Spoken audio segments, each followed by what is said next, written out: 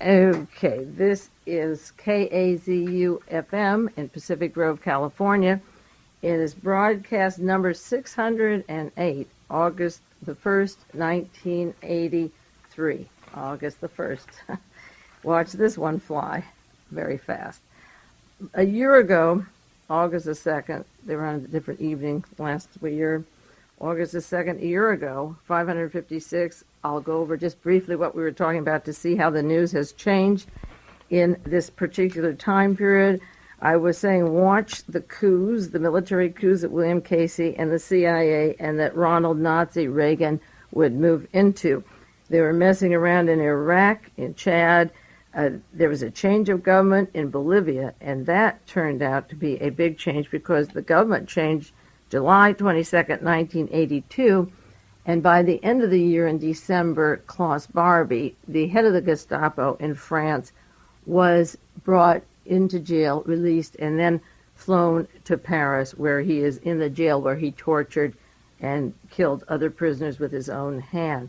There was a shakeup in Panama with the Panama president, and now, a year later, we are ready to go into Nicaragua and make it safe for the Somoza family again and to put down the rebels in El Salvador. And we are putting up a strong military might to make sure that we will be ready to invade Cuba as soon as possible.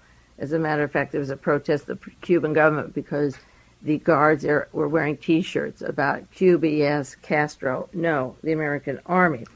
I was talking about the dummy fronts down in Panama, the money that involves Jonestown and also the Vatican banks, the tangled money.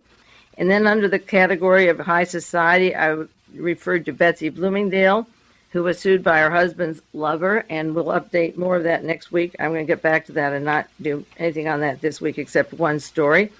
Edwin Wilson, the Newsweek story about him and his attorney, Mr. Faringer, Fahringer, who represents Klaus Barbie and Gene Harris, all three of them CIA intelligence operations. The Bohemian Grove was meeting for several weeks. I referred to it last week. And a man, Maru Kanani, Kanani, who formerly worked for the CIA in Idi Amin, was providing sex for the annual conference, which then translated as blackmail of those people attending Bohemian Grove.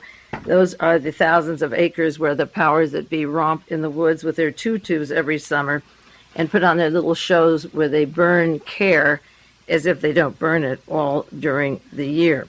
And I talked about the Wall Street Journal article last year in July, the front page story, finally the front page. Vatican and United States banks are missing millions. It's been going on since 1975.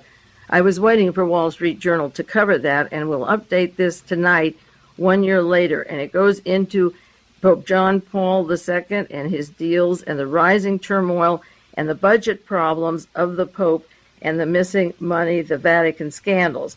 The LA Times had a front page story, July 29th, 1982, banking scandal jolts the Vatican. Repercussions on European loan system feared.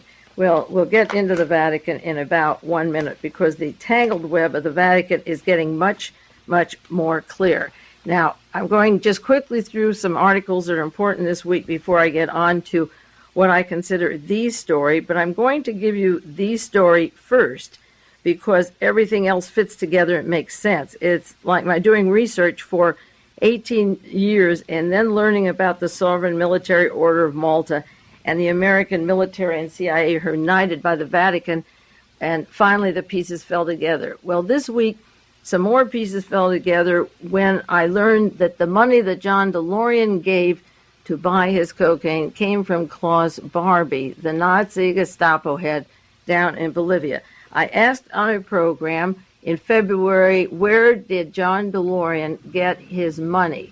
The $20 million for the cocaine that he was fondling in his hands and the $60 million that he was going to put into Thailand, Southeast Asia heroin.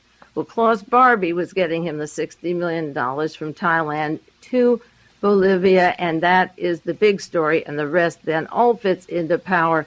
The complete Odessa network, John DeLorian, 20th Century Fox, Henry Kissinger, the drug dealers, the CIA, and the Nazi. And what I did for the sheet that accompanies this broadcast was to do a diagram like I did last week, and many of you sent for those. I have a pile of mail to answer. I apologize. I'll get to it hopefully this week. And I drew a diagram of the connecting links of these characters that I have mentioned week after week so that it'll be more clear for you and get into the DeLorian story and his role with Klaus Barbie, the CIA, and the international network, going right to the Vatican Bank and the problems they're in. A year ago, they were bleeding and in trouble. Today, they're really hurting, and they're trying their best to cover it up. Now, a few quick stories. One, August the 1st today, that came out of London. Major cities accused of using slaves. The envoys for various countries use slaves, and they're trying to break the habit of taking people. You know how many people are missing around the world, and young men and women. The Anti-Slavery Society is saying that diplomats in major Western cities import their own slaves. This isn't the Soviet Union. These are the Western worlds. And they said they're in New York, Washington, London, and Geneva. They have slaves. They are moved around in private aircraft. They bring in hordes of young people as chattels. As part of their baggage, the Middle East bring them into their home. They use them as servants. The slaves are in diplomatic agencies in all major foreign capitals, and many of them are sexually abused. The women and the men are sexually abused. The slaves that come from the great country of Nicaragua that we're putting, maybe, was it 30 or 40 million in this last peak week? I have the statistics. I can't keep track of the money to Costa Rica, Panama, Nicaragua, El Salvador, and Guatemala. I'll have to keep it on a chart. But Anastasio Somoza, when he was the dictator there, he had a 3-by-3-inch brand that he put on each shoulder so they knew who his slaves were. And every slave in his household was branded so that if they escaped, they would be recaptured. Now, that's the democracy that Ronald Reagan is heavily funding to put back into power in Nicaragua, to get the Somoza family in and round up all the people with the marked the slaves of Nicaragua. Another story in the paper this week, in Latin America, Kissinger showed very little interest. This is from the San Francisco Examiner, and it's a story of a few remarks of Henry Kissinger. It says, and many of you read it, 2,700 pages of his book. There's not a word about Central America. It's an indication of how little Kissinger cared or what he thought of the world south of the Rio Grande. He once said, and this is interesting, in his years in power during 1969 to 1976, he was quoted as saying that Latin America is a dagger pointing at the heart of Antarctica. Now, if you think of Antarctica as the home of the Nazi refuge and what is going on there with UFOs and secret weapons, Henry Kissinger, the German, is saying that all that the South America is a pointing at the heart of Antarctica, as if that's the lifeline, and it will be. There's a boat leaving just tomorrow to see, in quotes, oil in Antarctica. That oil's been there for, I don't know how many years. They've known about that since around 1890 and certainly 1900. He also asked his students at Harvard what would happen if Latin America sank in the sea. And the correct answer at the University of Harvard, it wouldn't have any effect. That is Henry Kissinger, appointed by Ronald Reagan for his committee. Now, the members of Reagan's bipartisan panel on Central America, I could do a whole hour on. Nicholas Brady is from Dillon Reed. They combined as part of Bechtel for a while. Nicholas Brady took Senator Williams' place in New Jersey. He's active in Georgia. He's from Yale and Harvard Business School. Henry Cisneros, Cisneros, Harvard Graduate School of Public Administration, similar to Henry Kissinger. It has no biography. He held local and federal appointed positions, which means that all of his life he had to be with the CIA or Defense Department. William Clemens Jr., you know him, the governor, the multimillionaire oil driller from Texas who's close to George Bush and the Hinckley family. He's on that committee. Carlos F. Diaz Alejandro, A-L-E-J, the J is silent, Alejandro, A-L-E-J-A-N-D-R-O, from the Council of Foreign Relations, consultant to the Rockefeller Foundation, born in Havana, wait till he gets back to Cuba, went to MIT.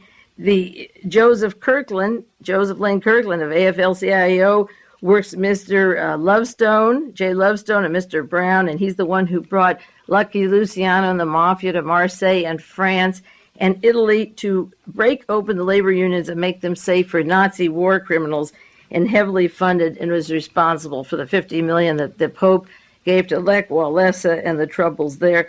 This is such a stacked commission. Of course, Jean Kirkpatrick and Potter Stewart from the Supreme Court. He's on this bipartisan committee, and then he's been put on another one. He must be invaluable. He's appointed twice. That's just a little bit of that committee. As I say, each one of them has a biography. They asked the question, why are you, somebody in the news asked the question, why are you having this panel with Henry Kissinger when he's made up his mind what he's going to do with Central America?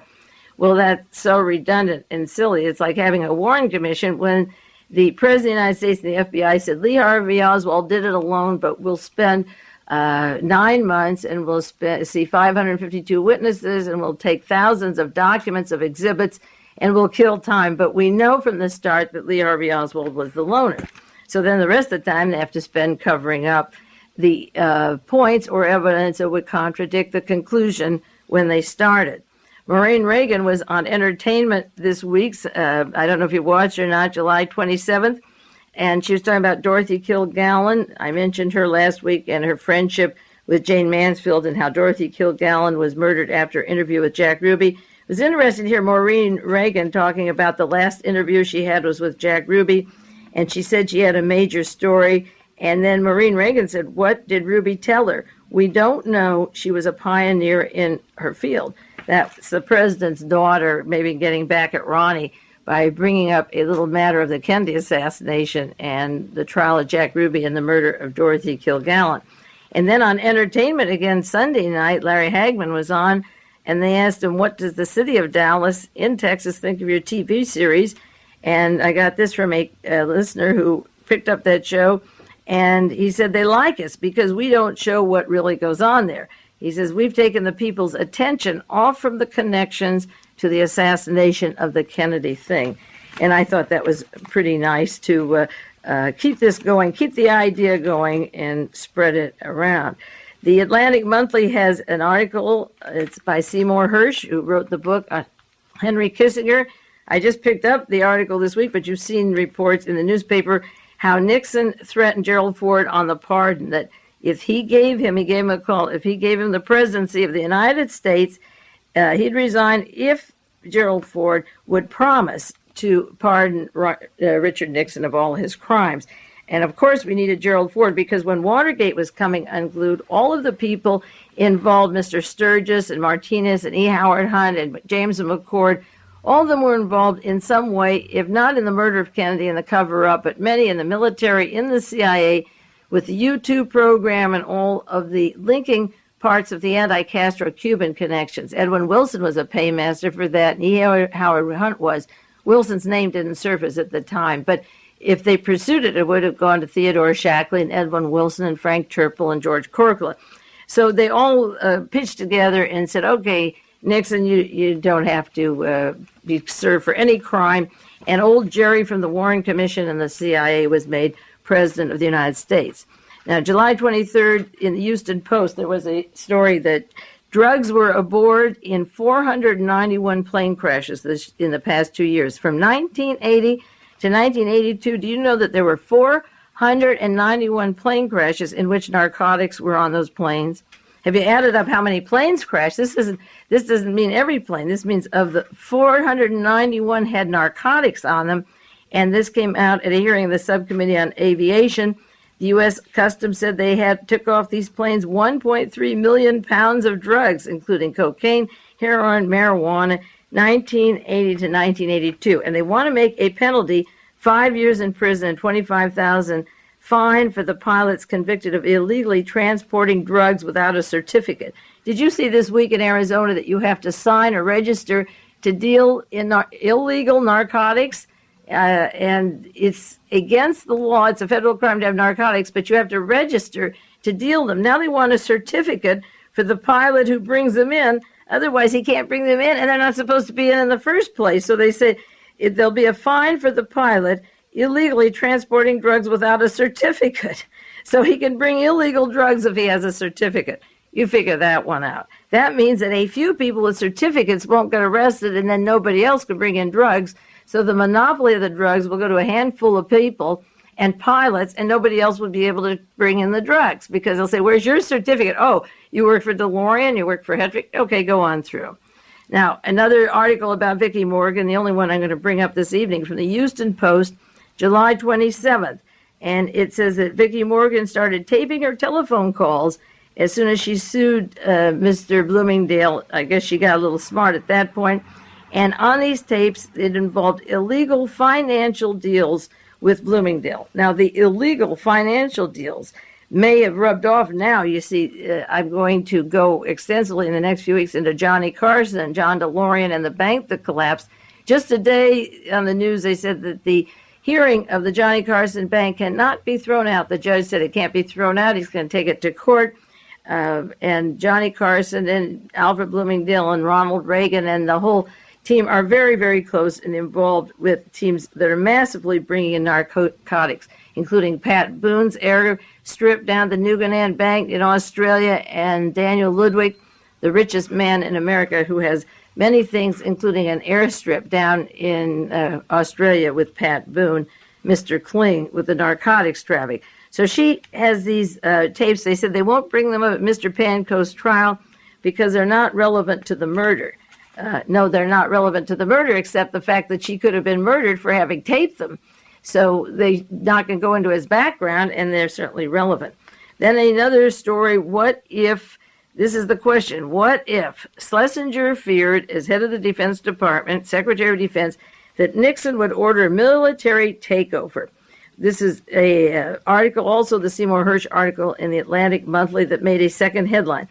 What I said in my article, Why Was Martha Mitchell Kidnapped, is they were planning a military takeover. That's exactly what they were planning at the time of the election in 1972, and to make Spiro Agnew president and to let the military take over. And when they pulled the tapes out with Watergate and the tapes that brought Richard Nixon out of office, there was Alexander Haig right in the front desk. Gerald Ford became the president.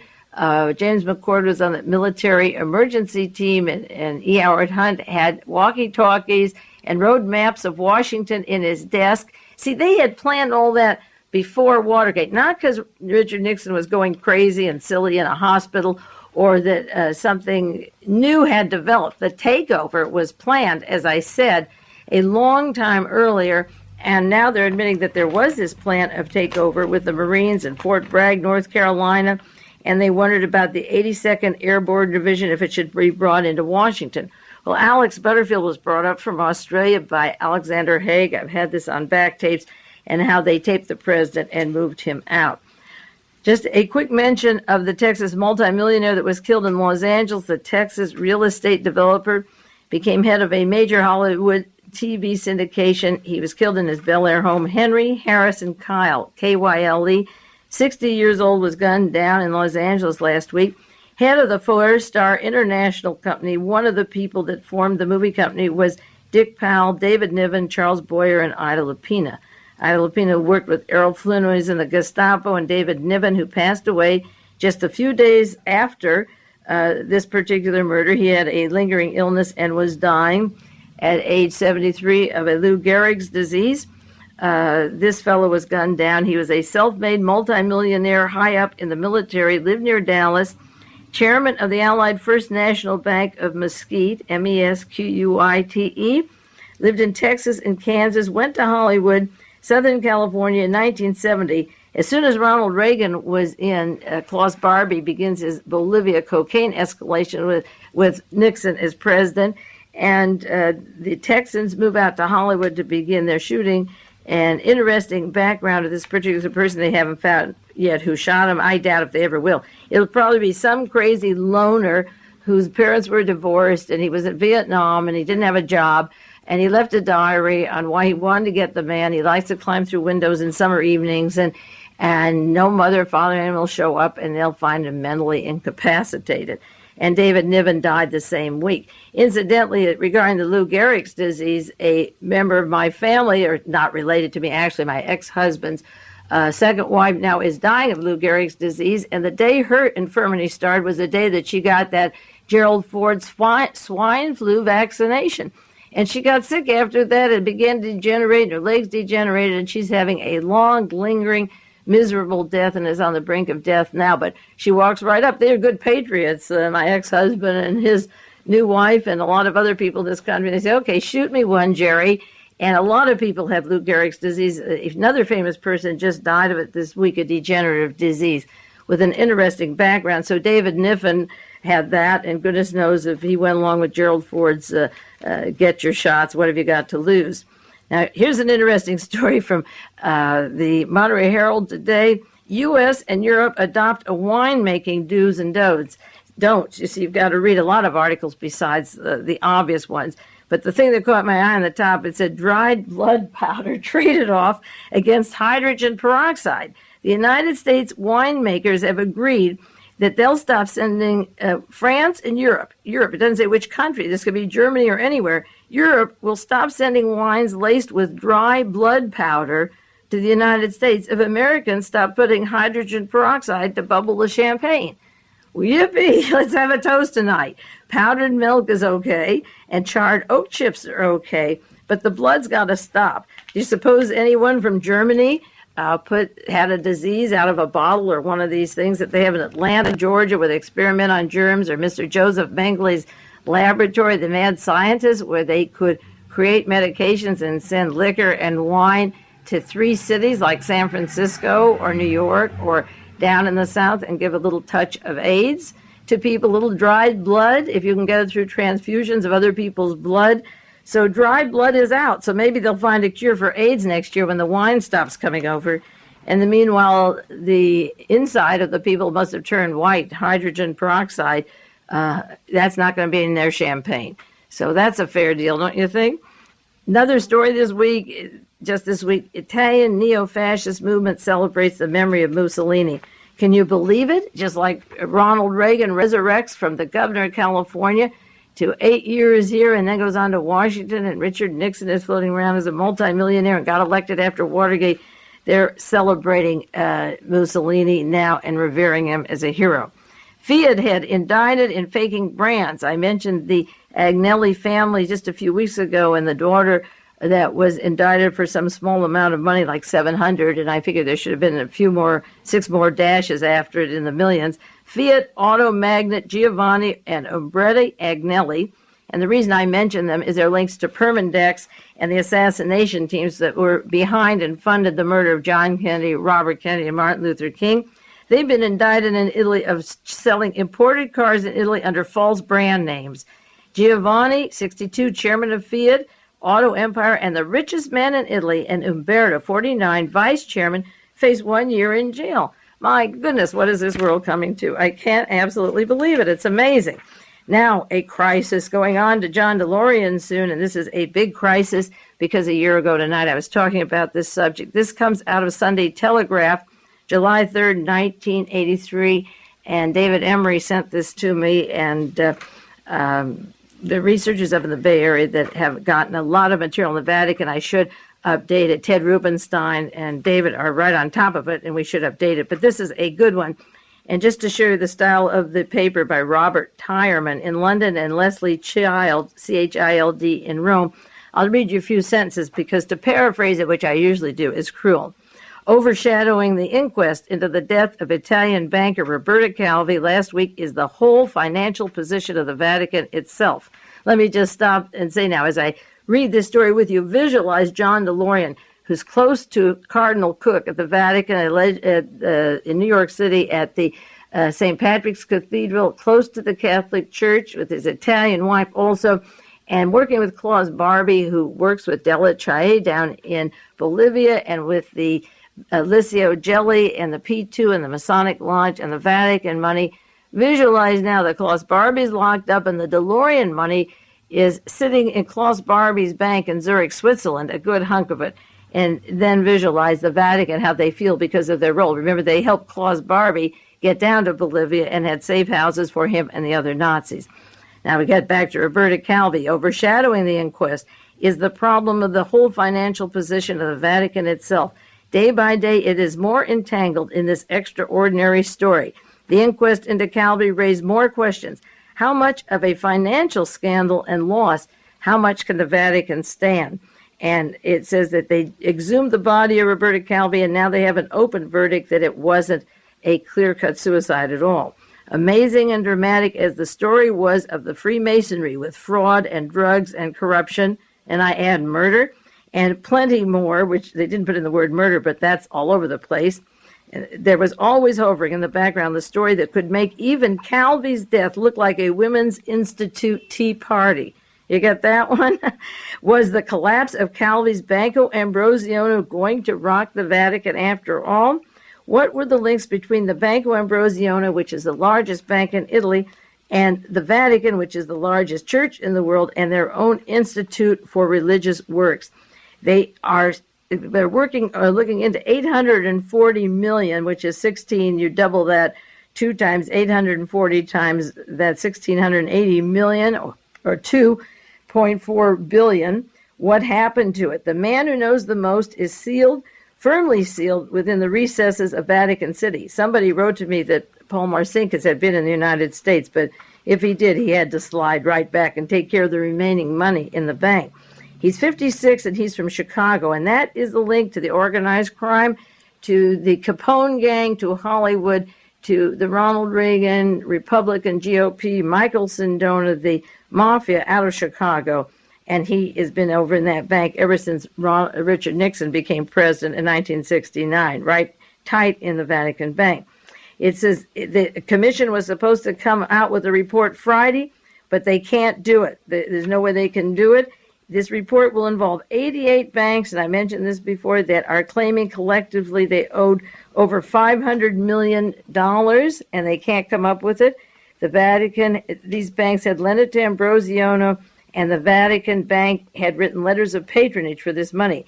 They are trying to get their money back through the Italian courts. Nobody is helping them, and the Holy See is now feeling very badly about this. The estimates of the Vatican's bank, it's worth approximately $14 billion with property and real estate, but the running costs are high. You know, they have to buy grocery at the same price that we buy it, and so forth, and they're cleaning and dry cleaning and water, soap, and electricity. I don't think they may get a tax deduction, but the cost of gasoline and cars and transportation and furs and ermines and diamonds and postage, well, their postage is free. They've got their own post office.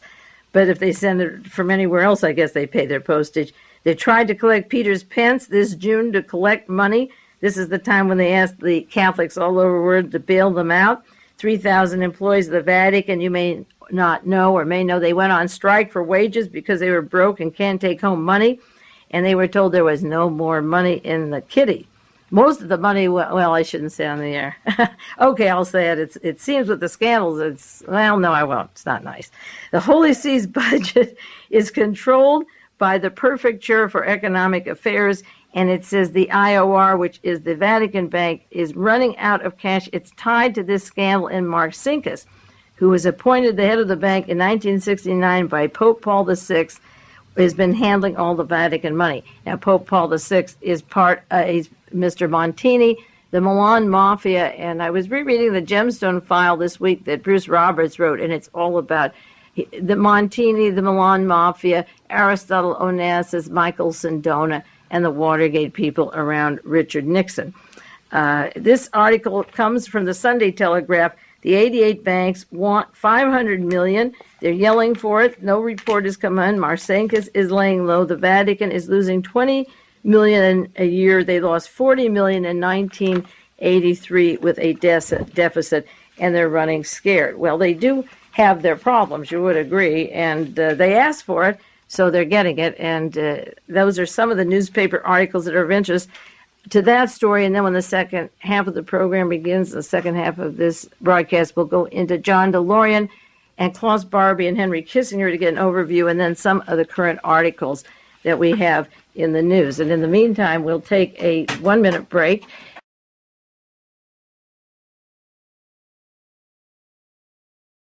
Now, getting back to the big story for the second half hour, the story that puts everything into its perspective, all these little pieces, tips of the iceberg that begin breaking off and coming together. The source of the information that I'm putting on the air now, I got from several people in the East Coast who are working with attorneys and reporters looking into the John DeLorian investment. Their information came from several prongs meeting at the same place. They got curious in the DeLorian investment because specifically they were supposed to bring Klaus Barbie back to the United States, and they had been interested in studying Joseph Mengele for many years. And John DeLorian had, according to them, had been in Bolivia to see Klaus Barbie, had made trips to Bolivia, and these people were looking, as I say, for Joseph Mengele. Their goal was to try to get him, but they weren't able to. The only way they could get him would probably to shoot him at a distance. They took pictures of him, but the people who paid them to bring him back said, "Don't bring him back dead." And Israel doesn't want them, which is typical for the Israeli power structure. And I won't say more on that at the time, but they did. They were able to locate and make arrangements to bring Klaus Barbie back. But what happened was that Mr. Hetrick, who was flying the Lear jets down to Colombia and down to Bolivia, couldn't accommodate them with Klaus Barbie because he was arrested on a cocaine deal and he was tied up with John DeLorian, so that the airplanes weren't leaving. And John DeLorian had a problem, so he was going to betray Klaus Barbie and keep the money to put into his company that was go on and promise to exchange funds for narcotics. In essence, the story is that they were going to, they bought $20 million worth of cocaine from Klaus Barbie, gave him the cash, he gave him the cocaine. DeLorian was caught with that. What he was arranging was the $60 million of the heroin. So what they were going to do is to get the drugs from Klaus Barbie and then deliver the cash because the other deal was so honorable. But Barbie was suspicious of it and wanted some money from them, so they took from John DeLorian's corporation in Utah, which already was a dummy front of a sort. He set that up with a loan from Chase Manhattan Bank, Continental Illinois, and then that links into the Chase, and I'll go into those outlines for you. But he had borrowed from Continental Illinois, which also was part of the Michael Sindona and David Kennedy and Richard Nixon combine, to get the Utah company and 3 in Nevada. So he was going to get the drugs from Klaus Barbie and then deliver him and have him arrested so they wouldn't have to pay him. So they were in trouble. DeLorian took the money from the Utah company and can't explain where it is and can't explain where the Swiss money is. And now it's clear why they can't explain, because then it would be tied up with the Nazi war criminal, and then you know where it goes from there. Now, the gentleman that was making the arrangements that met the courier that brought the money from Klaus Barbie to Switzerland, his name is Fritz Steinacker, Steinacker. He lives in Germany, and he went to Zurich, Switzerland.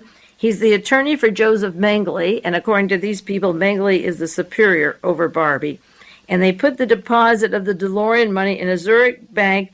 It was done by a courier by a gentleman who works for the Associated Press.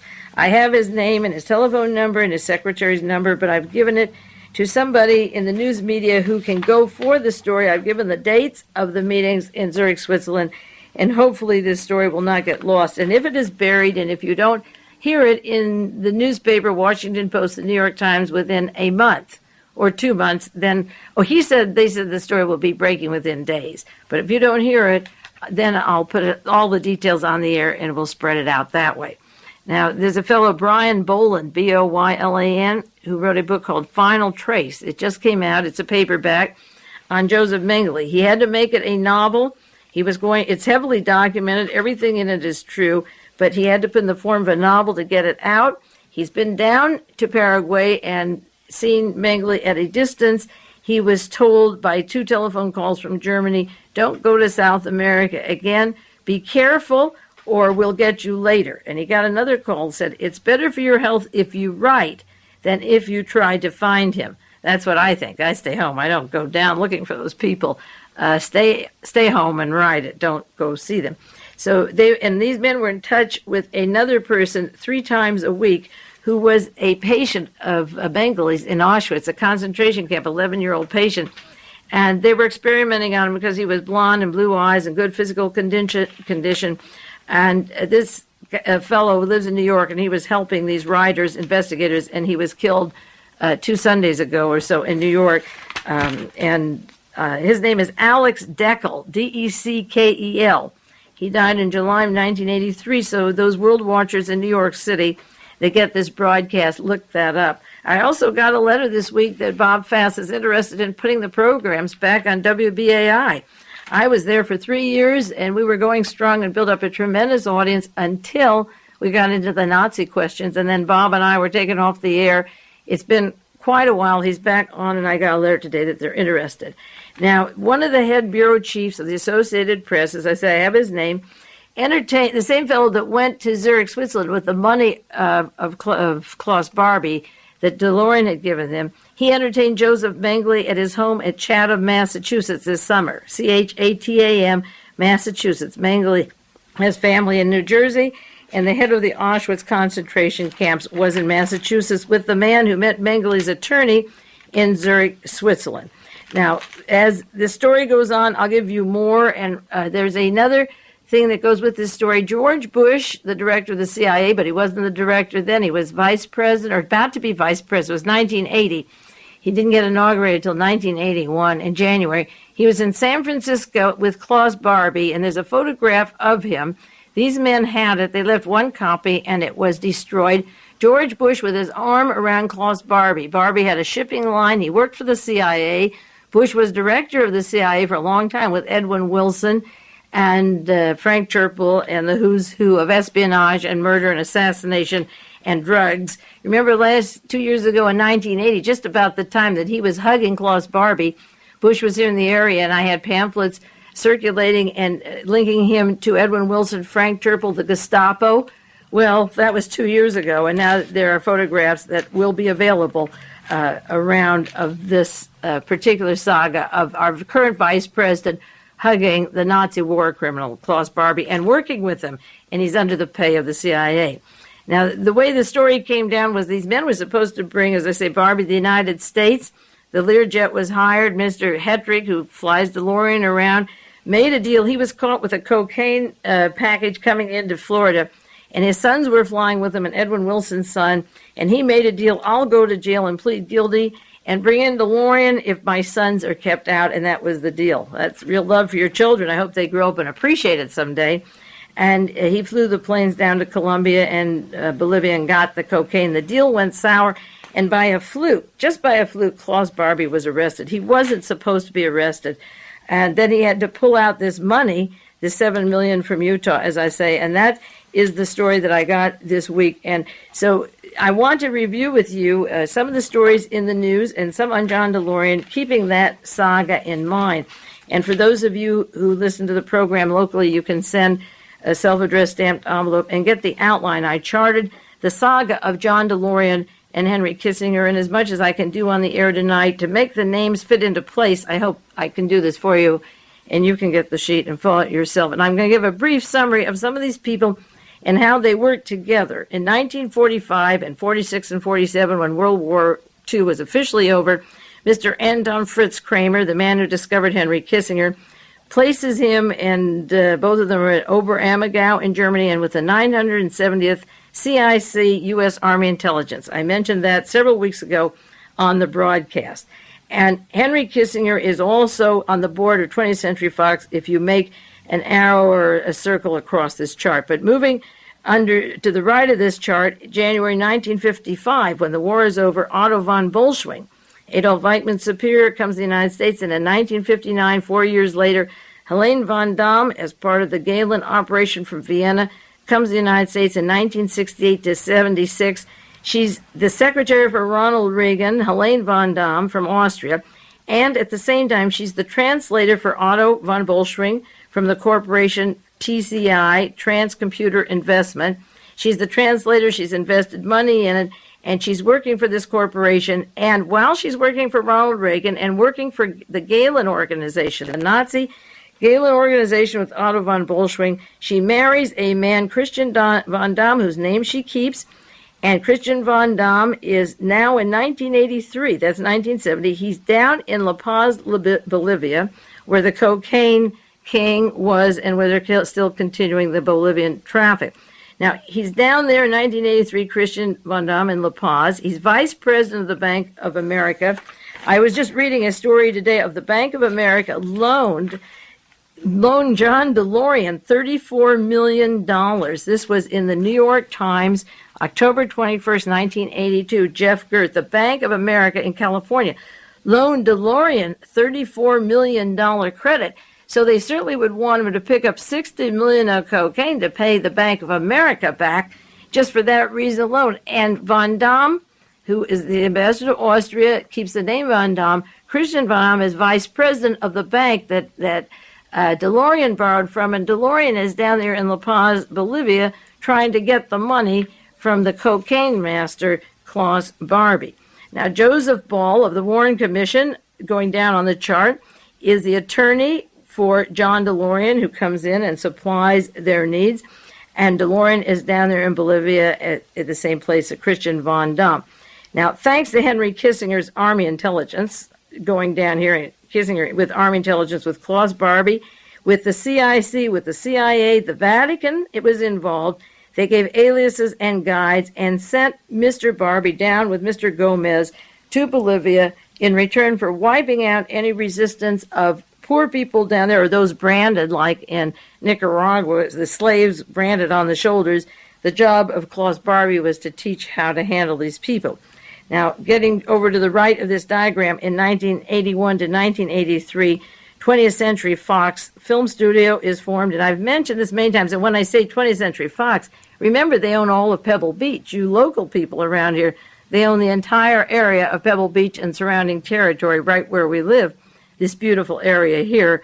And I do want to go into some murders of famous Pebble Beach people and around DeLorian, a whole series of them. Now, 20th Century Fox is owned 50% by Marc Rich, who's involved with a scandal that was in the newspapers this week. He was just fined. Marc Rich firm was ordered to pay $1 million fine because he won't tell where $20 million went. He's missing between $15 and $20 million, that figure, July 16th, 1983. And John DeLorian had to cough up $20 million for Klaus Barbie. And Marc Rich is on the board. He owns 50% of 20%. No, let me get this straight. Marvin Davis owns 30% of 20th Century Fox. Chris Kraft owns 20%, and Marc Rich owns 50%. And John DeLorian is on the board of Chris Kraft. John DeLorian is part of 20th Century Fox on the board of directors. And Marvin Davis from Colorado, close friend with Frank Sinatra and Ronald Reagan, of course, owns 30%. And Marc Rich, with offshore banking coming out of Netherlands Antilles, is being fined $1 million as of this week and $50,000 a day till he tells where this missing diverted $20 million is. Now, if it's diverted to John DeLorian to give to Klaus Barbie for cocaine, imagine what a scandal that entangles. And then, as I say, tie that in the next few weeks to Johnny Carson's banks in the Cayman Islands and the Hollywood gang. Oh, boy, are they getting sticky.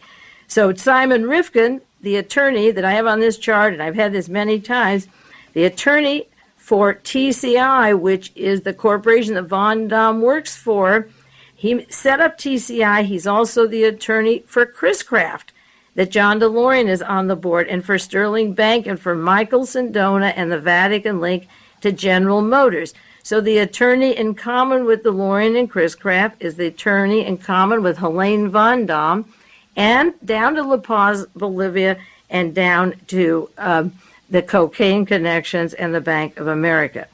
DeLorian is on that board.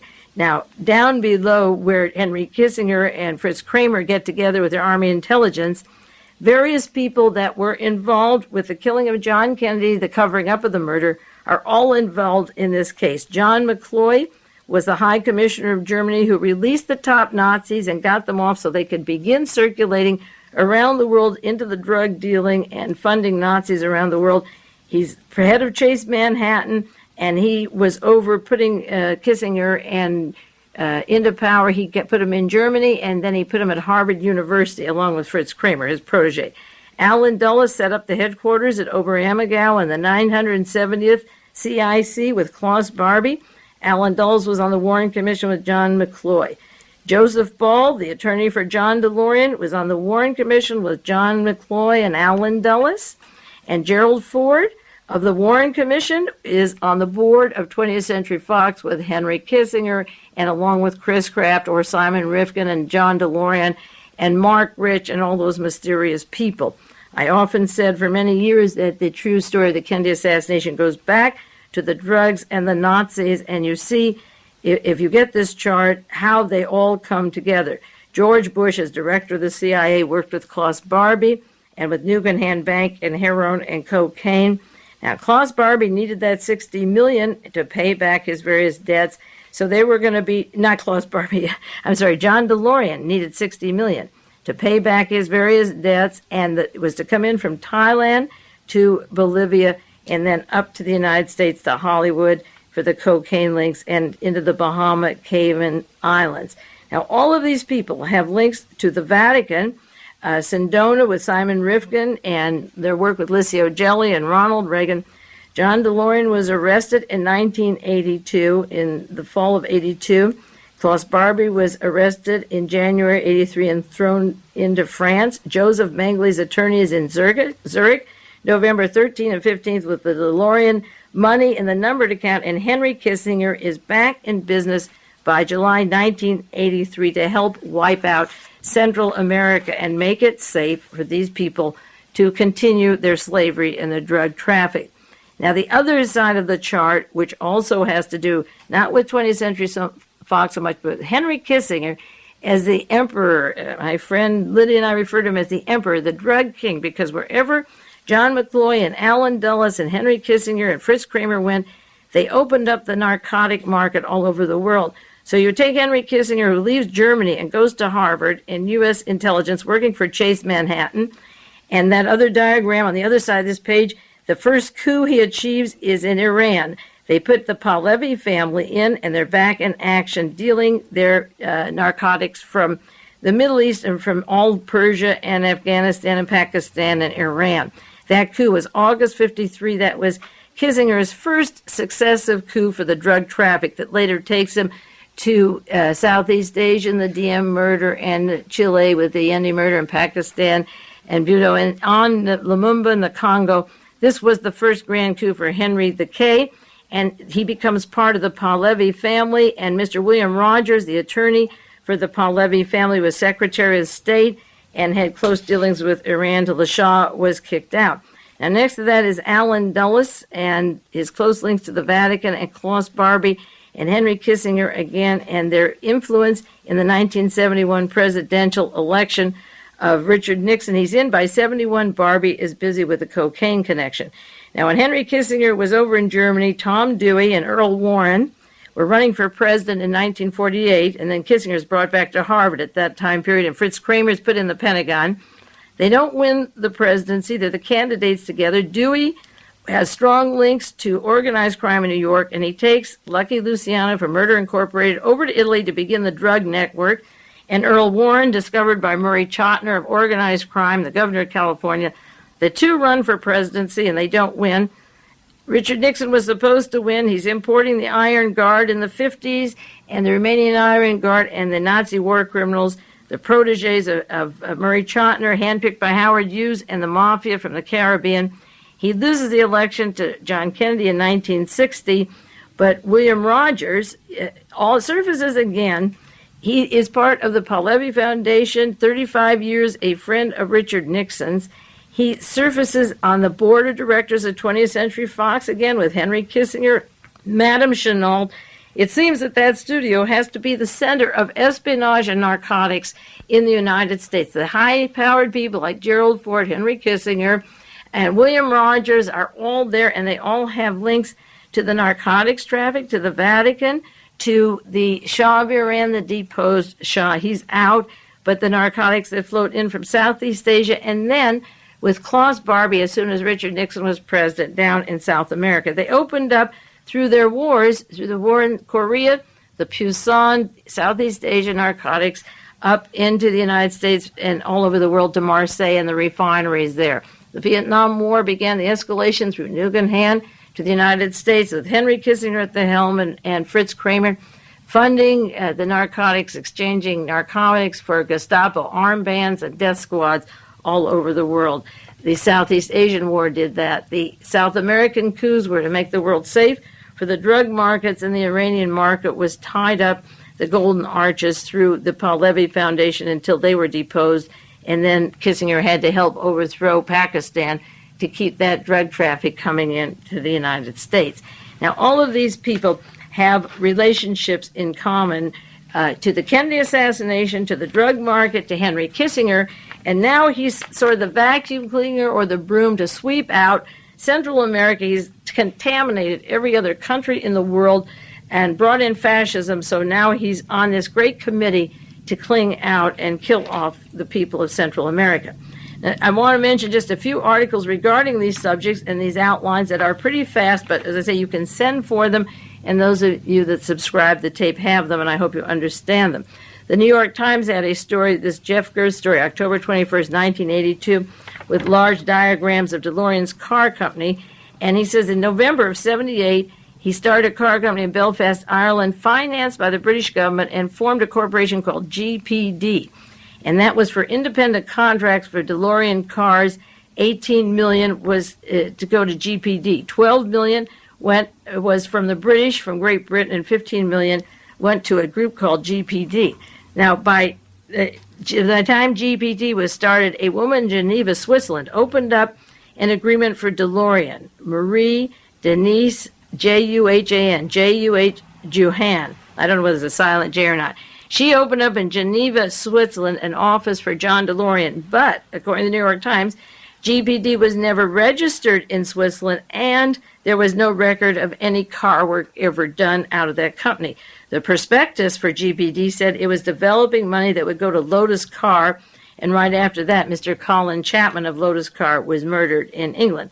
Now, DeLorian promised the British government he would take the money they gave them and divorce himself from all outside business. And the reason I single out this particular article is that I don't think DeLorian suddenly went to Klaus Barbie and said, I need money. I think he was in hanky-panky for a long, long time. And according to this study, he said, I won't do anything else. I'll have only the DeLorian Motor Company. But instead of doing that, he never went to the business. The New York Times article by Jeff Gerst said, instead of devoting his time, 100% of his time to the car company, he gave little to it. He didn't even go to Ireland except for the day he'd fly over, and he lived in London. He gave little to the company at all, and he was interested more in a company in Logan, Utah. DeLorian spent all of his time promoting his personal deals. In 1979, he acquired this company, the Snow Vehicle, snow probably meaning cocaine, and he had one private deal, this one in Utah, where he spent a lot of time at the Snow Vehicle Company in Logan, Utah. You can see how dangerous it would be to take that money and pay Klaus Barbie out of Utah, because out of Utah is David Kennedy, one of the highest elders of the Mormon Church, who worked with Michael Sindona and is wanted on a murder charge in Italy for killing the investigator, the judge, in the investigation of the Vatican, money, and various scandals, banking scandals over in Europe. The High Mormon and the Vatican Church are linked in this. Why? What do they have in common? What they have in common is fascism, to put down labor organizations around the world and put in world fascism. That's the one thing they have in common.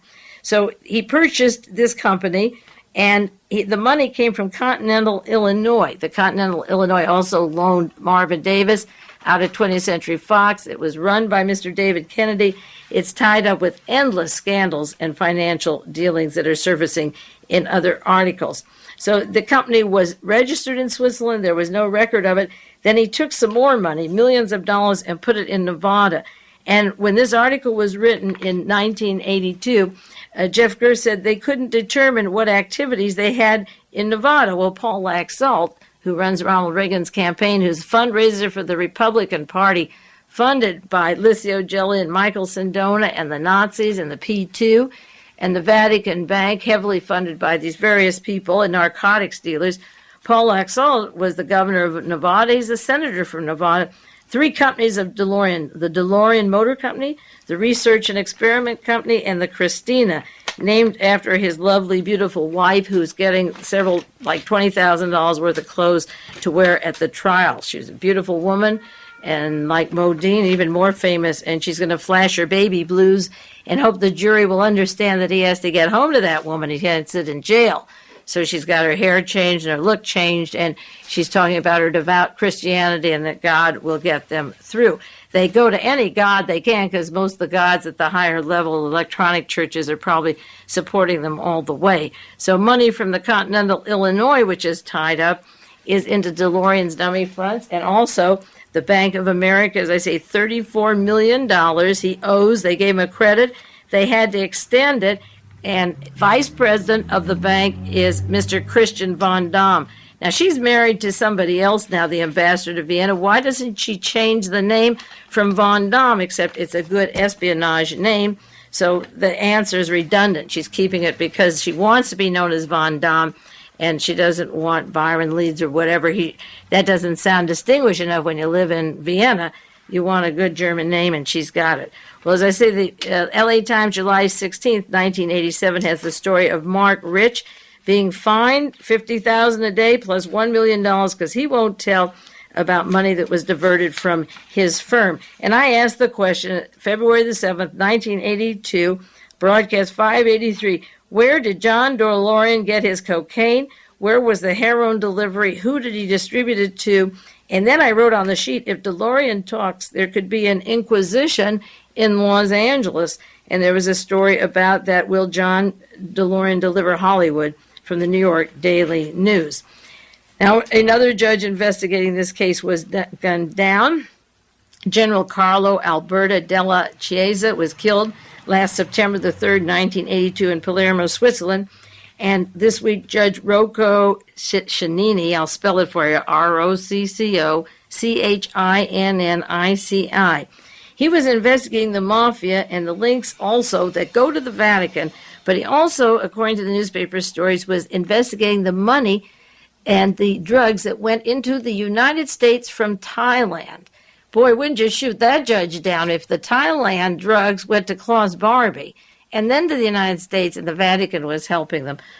You'd shoot that one down, and they did. These judges are dying like flies. It's really a tragedy. And this one was killed, blown up, and other people were killed with him. But he was getting close, too close. And if it's Klaus Barbie, they'll kill every judge they have to if they have to kill 1,000 of them. And I don't know how long this can go on. Another story from the Houston Post, July 21st, a caller claims to be the abductor of that young girl that lived in the Vatican with her family. She's held by the people that want Jean released. And they said they're going to kill John Paul II because he's a subversive servant of the CIA. John Paul II is a political instigator, and according to Roman Catholic Magazine, there's a threat to kill the Pope because of his links to the CIA, and he's a disgrace. I think the Italian people are angry that $50 million went to Lech Walesa and down the drain. I would be angry, or $22 billion went to Licio Gelli and through the Vatican channels and not to Italy. So there was a threat to kill him. And incidentally, at Bohemian Grove this week, another story in the newspaper this week, July the 1st, 1983, Henry Kissinger was there with World Bank President A.W. Clausen. A.W. Clausen was president of Bank of America that John DeLorian owes the $34 million, and Christian von Damme is vice president of. So they were, as I say, in their tutus, but I bet they were talking more about those stories than trying to escape their cares of the world the past 2 weeks. Well, the time is up now. It is 9 o'clock, and this hour has gone by. Hope it's gone as fast for you as it has for me. It's a long time to concentrate. I really test you at this one, but it's a good try. I hope you're doing well. This is Mae Brussell on KAZU-FM in Pacific Grove, California.